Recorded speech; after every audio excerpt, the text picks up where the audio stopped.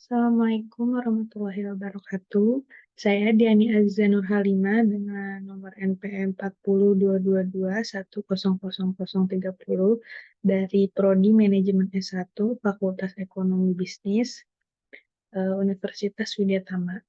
Nah, pada hari ini saya akan mempresentasikan dan menjelaskan tentang market positioning yang telah saya pelajari dan telah saya menjadikan poin-poin pentingnya untuk penjelasan saya hari ini.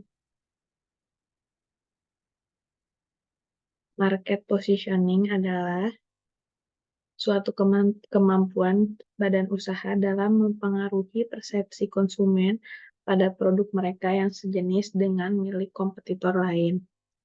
Strategi ini mendorong perusahaan untuk memiliki produk atau layanan yang kualitasnya dapat mengalahkan milik kompetitor lain. Di sini saya akan menjelaskan tentang strategi market positioning-nya, cara kerja market positioning, dan manfaat market positioning.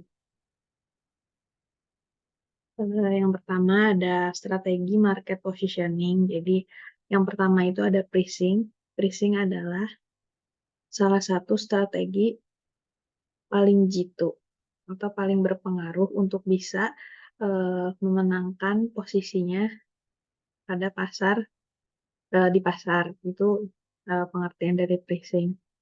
Strategi pricing ini mengacu pada cara perusahaan dalam menetapkan harga yang relatif lebih murah dari pesaingnya. Penetapan harga juga salah satu faktor yang sangat penting untuk mempengaruhi minat pelanggannya. Produk perusahaan dengan harga terendah dan tingkat kualitas yang baik cukup juga biasanya unggul di pasar. Dan yang kedua ada quality. Jadi yang kedua, quality itu strategi yang ini tuh bisa mendorong perusahaan untuk terus mengembangkan kualitas produk mereka. Dan dengan mengembangkan produk kualitas dari produknya ini akan lebih bermanfaat bagi luxury brand dan produk makanan di mana mutu lebih diprioritaskan pelanggan ketimbang harganya. Dan yang selanjutnya, differentiation itu adalah yang biasanya tuh digunain sama perusahaan-perusahaan besar, yaitu differentiation ya. Jadi itu adalah cara perusahaan menempatkan fitur baru pada produk mereka gitu. Fitur ini juga nggak cuma baru, tetapi juga unik dan tidak dapat ditemukan pada produk milik kompetitor lainnya. Secara tidak langsung, strategi ini memberikan competitive advantage yang cukup besar bagi produk perusahaan karena fitur yang unik ini bakal selalu membuat para pelanggan menjadi tertarik. Untuk contoh penggunaan strategi ini biasanya dilakukan oleh perusahaan-perusahaan otomotif seperti Tesla. Mereka masuk ke pasar mobil listrik dengan tampilan yang sangat sporty.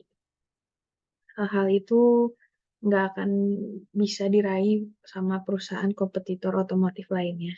Dan selanjutnya ada yang terakhir itu customer service ya. Yang customer service yang terakhir ini eh, gunanya tuh untuk membuat produk produk perusahaan menjadi unggul di pasar dengan cara layanan customer service-nya yang baik. Strategi yang itu menekankan bahwa perusahaan selalu sedia untuk membantu customer-nya. Hasilnya, perusahaan memiliki kredibilitas yang tinggi karena mereka selalu siap untuk menuntaskan permasalahan yang sedang dialami oleh pelanggannya. Strategi customer service ini sangat berpengaruh dalam industri tertentu, seperti restoran dan perbankan. Jadi ini tuh lebih ke pelayanan buat pelanggannya secara baik dan menjawab segala pertanyaan, membantu segala kesulitan yang dialami oleh customer-nya pada perusahaan ini, pada produk yang mereka beli. Dan selanjutnya ada cara kerja market positioning ya. Jadi, positioning ini tuh cara terbaik untuk mengambil perhatian pelanggan dan prospek. Strategi ini juga efektif untuk membantu produk dan layanan perusahaan menjadi lebih unggul dibandingkan milik kompetitor lainnya. Meskipun seperti itu, selain memilih jenis yang tepat, strategi market positioning perlu didasarkan pada tujuan inti perusahaan, seperti visi misinya yang jelas dan terbentuk karena keinginan dari pelanggan. Dan beberapa hal itu, yang pertama itu ada identifikasi keunggulan kompetitif. Hal pertama yang dilakukan ini adalah mengidentifikasi karena inisiatif ini sifatnya wajib dan biasanya dilaksanakan pada tahap-tahap awal perancangan market positioning. Mengapa identifikasi keunggulan kompetitif ini wajib? Karena hal ini tuh dapat membantu perusahaan untuk menentukan keunggulan mereka dan langkah-langkah yang bisa diambil untuk memanfaatkannya. Nggak cuman itu, keunggulan kompetitif juga bisa menjadi cara yang jitu untuk menarik perhatian konsumen dalam pasar. Dan yang kedua ada menganalisis posisi dalam pasar. Hal ini juga diperlukan karena untuk bisa membantu perusahaan dalam mendapatkan wawasan tentang pergeseran ekonomi, kompetitor, tren pasar, dan juga kecenderungan pembelian pelanggan ini mau yang seperti apa. Analisis posisi dalam pasar juga menjadi komponen penting karena bisa membantu perusahaan dalam membuat keputusan bisnis yang lebih baik. Dan yang ketiga adalah menganalisis posisi kompetitor dalam pasar. Menganalisis posisi kompetitor ini dia terbilang langkah yang penting juga ya untuk membentuk market positioning karena inisiatif ini tuh cukup penting untuk memahami kunci untuk menemukan celah di pasar yang dapat diisi oleh perusahaan. Dan selain itu juga menganalisis posisi kompetitor juga dapat menginformasikan perusahaan mengenai kelemahan dan kekuatan mereka di pasar. Dan selanjutnya yang keempat itu ada menentukan kebutuhan konsumen dan membuat strategi. Dan itu menjadi langkah terakhir ya.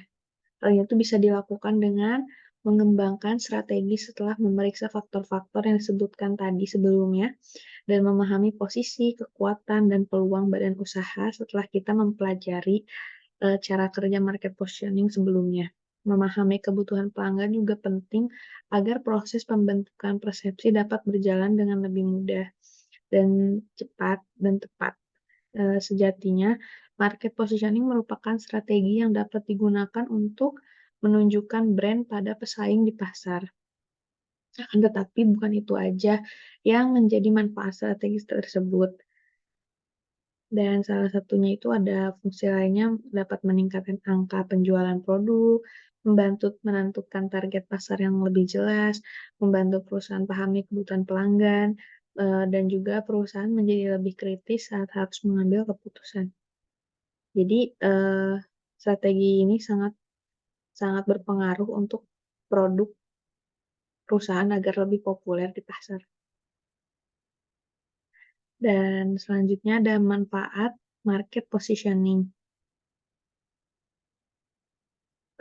Manfaatnya itu meningkatkan angka penjualan produk, membantu menentukan target pasar, membantu perusahaan memahami kebutuhan konsumen, dan membantu perusahaan untuk mengambil keputusan, ya, seperti yang saya sebut tadi. Dan selanjutnya ada studi kasus. Studi kasus kali ini tentang ini ya Cikileo kita tahu, yang kita tahu mungkin dari saya kecil pun keripik kentang Leo ini tuh sangat mempunyai ciri khas karena uh, langsung kita keinget sama iklannya itu iklan macan. Dan untuk mendapatkan strategi positioning yang baik, ini dihasilkan oleh perusahaan Garuda Food ingin produknya yaitu keripik Leo ini memposisikan mereknya agar selalu dapat diingat oleh konsumen sehingga merek tersebut pun mempunyai keunggulan yang kompetitif. Hal tersebut dapat tercapai jika produk tersebut menawarkan bagian-bagian determinan yang penting dan unik. Apa langkah yang harus diambil? Jadi, eee, Garuda Food mengelompokkan pasarnya sesuai dengan karakteristik demografis dan pengembangan keputusan. Keputusan dapat diambil dan melakukan analisis pemasaran terhadap aspek ekonomi, politik, sosial, legal, market size, market karakteristik, dan kompetisi.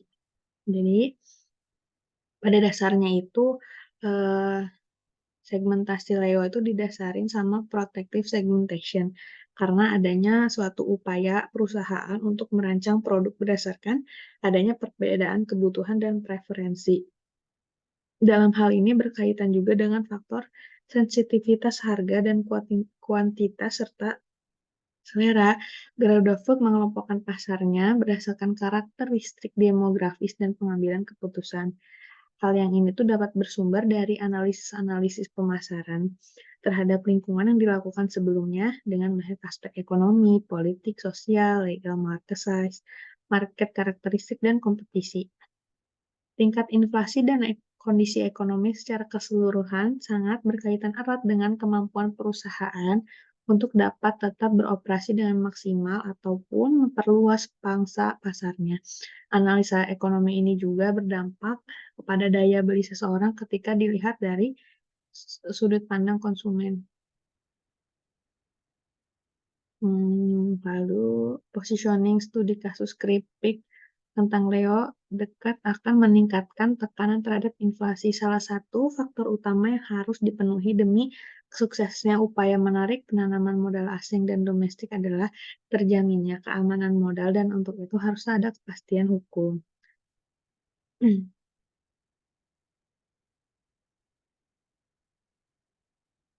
Indonesia itu pasar snack di Indonesia itu cukup kompetitif, eee, terus tumbuh dan bertambah baik dari segi volume maupun value. Tiap tahunnya ada ratusan merek baru memasuki pasar. Dan dalam industri makanan ringan yang terbuat dari bahan kentang ataupun singkong, Leo adalah sebuah snack brand yang berada dalam satu industri dengan Citato, Lay's, Piatos, Vitos. Tantangan yang dihadapi oleh Leo dalam memenangkan pasar tidak cukup sampai di situ. Dengan terus meningkatkan market share yang dimiliki tentunya akan semakin para pemain baru untuk masuk ke dalam industri yang sama. Apalagi telah diindikasikan sudah ada kompetitor yang tegas melakukan strategi imitatif. Pada awalnya Leo menerapkan selective specialization dalam mentarget pasarnya, di mana Leo ini melayani pasar remaja dengan produk snack keripik kentang. Namun, jika saat ini diperhatikan dengan dikeluarkannya produk varian baru dari Leo, seperti keripik singkong Leo dan kerupuk Leo, maka saat ini pola target Leo bergeser ke arah market specialization atas target pasar tersebut, yaitu remaja, pelajar SMP, SMA, mulai dari umur 13 sampai 15 tahun. Dan Leo ini eee berhasil untuk, menunjukkan sisi keunikannya karena salah satunya adalah dari, iklannya yang mempunyai ciri khas dan saat kita mendengar, iklan tersebut kita langsung teringat bahwa, ini tuh Leo gitu. Nah ini iklannya.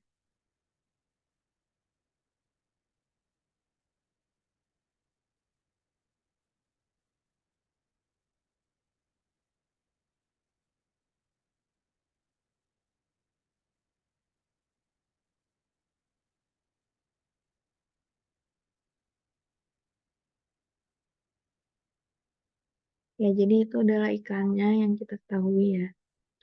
Jadi rekapitulasinya adalah cara market positioning pada perusahaan Garuda Food untuk produknya Leo memberikan hasil yang sesuai dengan tujuan perusahaan tersebut. Karena dengan iklan tersebut memengaruhi persepsi para konsumen mengenai produk mereka yang serupa dengan milik kompetitor berhasil memberikan keunikan pada keripik kentang tersebut.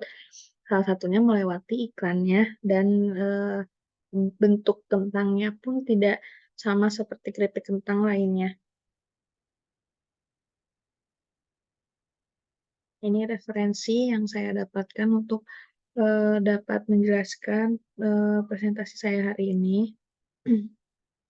Dan saya mengucapkan terima kasih kepada PT Garuda Food karena sudah menjadi narasumber saya dan kepada Dr. Haji Nur Yaman SEMSI AKCA, Dekan Fakultas Ekonomi dan Bisnis, dan Dr. Neneng Ratna Hayati SEMM, Wakil Dekan Fakultas Ekonomi dan Bisnis, dan Dr. Galang Perdana Halimunte SEMM, Ketua Program Studi Manajemen S1, dan kepada Pak Arus Rekar Prasetya SEMM MBA, dosen pembina mata kuliah.